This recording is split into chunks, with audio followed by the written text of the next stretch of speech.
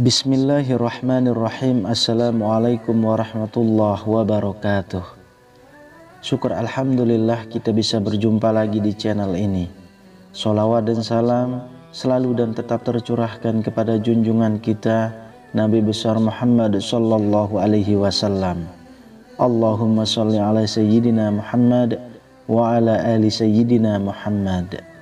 Harapan dan doa saya semoga saudaraku semuanya selalu diberikan kesehatan, dilapangkan rezekinya, diampuni dosa-dosanya, dan dipanjangkan umurnya.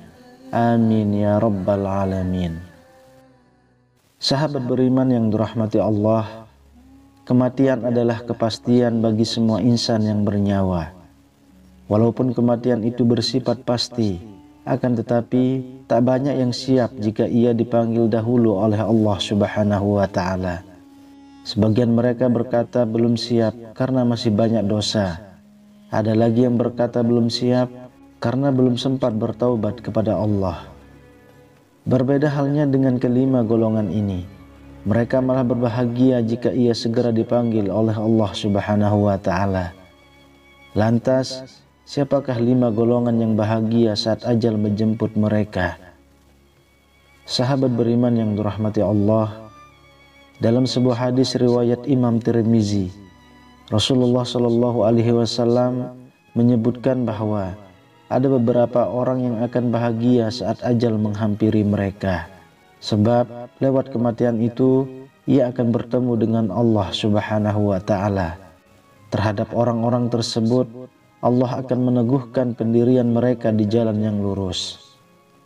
Allah Subhanahu Wa Taala berfirman, sesungguhnya orang-orang yang mengatakan Tuhan kami ialah Allah, kemudian mereka meneguhkan pendirian mereka, maka malaikat akan turun kepada mereka dengan mengatakan, janganlah kamu takut dan janganlah merasa sedih, dan gembirakanlah mereka dengan surga yang telah dijanjikan Allah kepadamu. Quran Surah Fussilat ayat 30.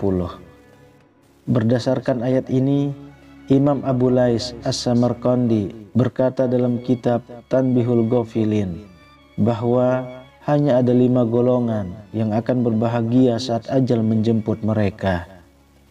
Yang pertama, orang-orang mukmin. Sekalipun tidak semua orang mukmin akan langsung dimasukkan ke dalam surga oleh Allah, karena bisa jadi ada sebagian dari orang mukmin yang melakukan larangan-larangan Allah.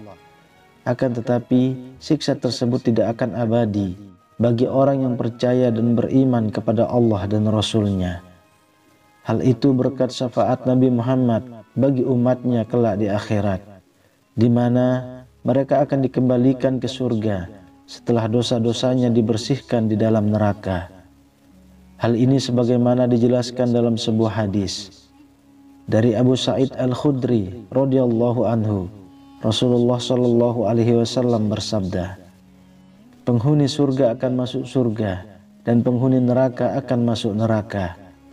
Kemudian Allah Subhanahu Wa Taala memerintahkan, keluarkanlah dari neraka orang-orang yang dalam hatinya ada iman seberat biji sawi.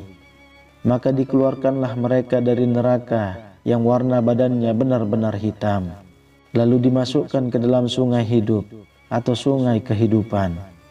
Lalu tumbuhlah mereka seperti biji yang tumbuh setelah air bah. Adakah engkau tidak melihatnya? Sesungguhnya ia keluar berwarna kuning yang melilit. Hadis riwayat Bukhari dan Muslim. Lalu yang kedua, orang-orang yang ikhlas.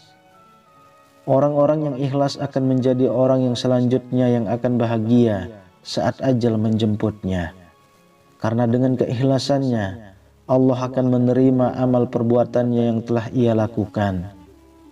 Dalam sebuah hadis, Rasulullah Shallallahu Alaihi Wasallam bersabda, jika engkau melakukan amal ibadah, lakukanlah semata-mata karena Allah dengan ikhlas, karena tidak akan diterima amal ibadah dari hambanya kecuali yang dilakukan hambanya dengan ikhlas. Hadis riwayat Bukhari.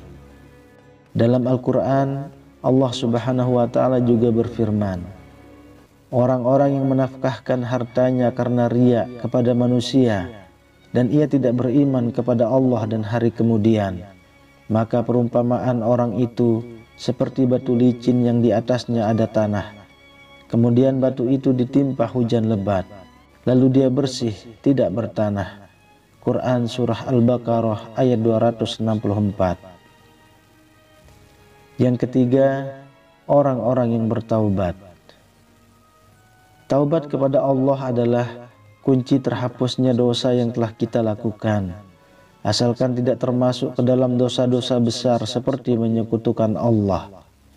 Selain itu, meski dosa manusia bertumpuk sebesar gunung, jika ia bersungguh-sungguh bertaubat kepada Allah dan berjanji untuk tidak mengulanginya, maka insya Allah dosanya akan diampuni, karena sesungguhnya ampunan Allah jauh lebih besar.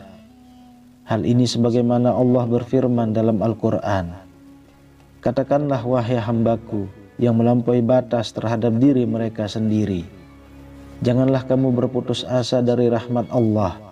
Sesungguhnya Allah mengampuni dosa-dosa semuanya. Sungguh dialah yang maha pengampun, maha penyayang. Dan kembalilah kamu kepada Tuhanmu dan berserah dirilah kepadanya. Quran Surah Az-Zumar ayat 53-54. Yang keempat, orang-orang yang zuhud dunia. Orang yang zuhud adalah mereka yang tidak memperdulikan kenikmatan dunia. Meski seluruh kenikmatan dunia dibukakan atasnya, dia tetap mendambakan ingin bertemu dengan Rabb-Nya. Mereka tidak bersedih terhadap apa yang tidak didapatkannya tentang dunia, dan mereka tidak terlalu gembira terhadap apa yang diberikan kepadanya. Mereka tidak khawatir dengan kematian dan hari perhitungan kelak.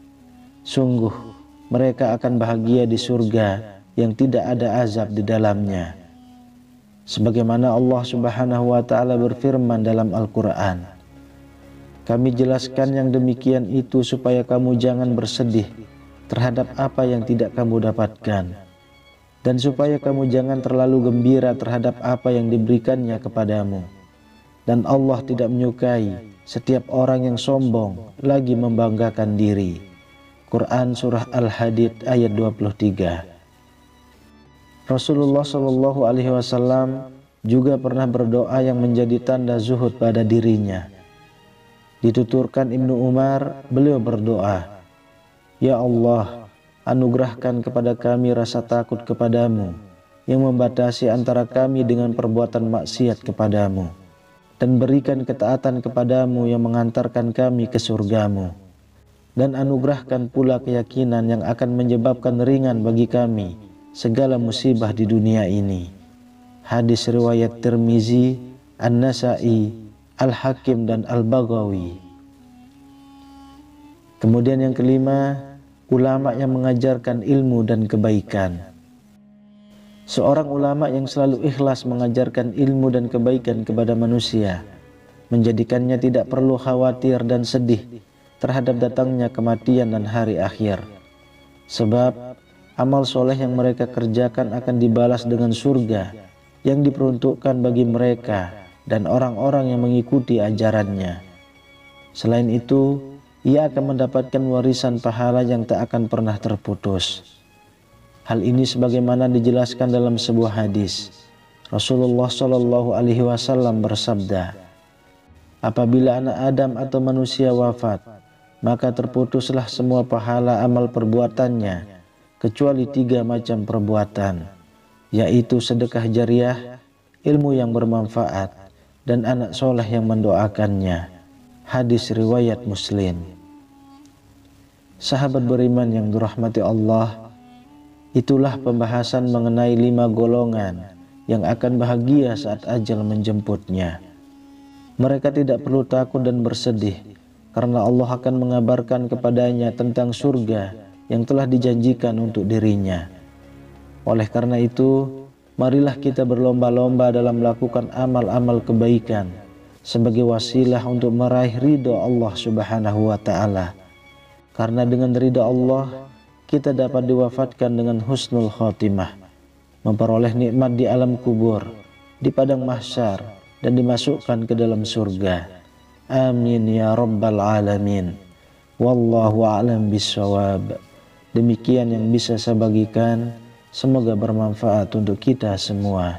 Assalamualaikum warahmatullahi wabarakatuh.